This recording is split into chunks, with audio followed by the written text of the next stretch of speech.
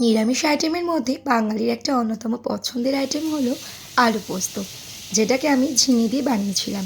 তবে দেখো, এখানে তোমরা হয়তো অনেকেই দেখে ভাববে যে ঝিঙেটাকে কেন আমি আলাদা করে ভাজছি। দেখো, ঝিঙে কিন্তু মাঝে মধ্যেই খুব তেতো বেরোয়, সেই জন্য ঝিঙেটাকে এখানে আমি আলাদা করে ভাজছি। কারণ ঝিঙেটা অনেক সময় ভাজার পরে তেতো বের হয়, আর সেই জন্য তরকারিটা নষ্ট হয়ে যেতে পারে। ওই জন্যই ঝিঙেটাকে আমি আলাদা করে ভেজেছিলাম। এখানে ঝিঙে আলু পোস্ত বানানোর জন্য আমি কড়াই একটু সর্ষের তেল দিয়ে সেখানে কালো জিরে শুকনো লঙ্কা ফোড়ন দিয়ে আমি এর মধ্যে দিয়ে দিয়েছিলাম ভেজে রাখা আলু আর ঝিঙেগুলোকে। তারপরে কিছুক্ষণ নাড়াচাড়া করলাম নুন হলুদ দিয়ে, দেন তারপরে দিয়ে দিলাম বেটে রাখা পোস্তটাকে।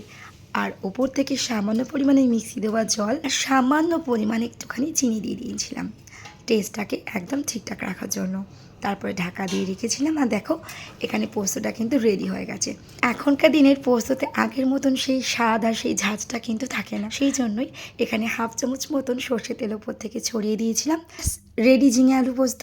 আর এইদিকে দেখো, দুপুরবেলা মেনুতে ছিল গরম গরম ভাত, ছিল পাঁপড় ভাজা, তার সাথে ছিল ঝিঙে আলু পোস্ত, পাতলা করে ধনে পাতা দিয়ে মুসুর ডাল, আর এদিকে পেঁয়াজ আর ধনে পাতার পকোড়া। মেনুটা বেশ দারুণ না? দেখুন, সবসময় কিন্তু মাছ মাংস খেতে কারোরই ভালো লাগে না, মাঝে মধ্যে এরকম মেনু হলে কিন্তু খাওয়াটা মন্দ হয় না, বলুন।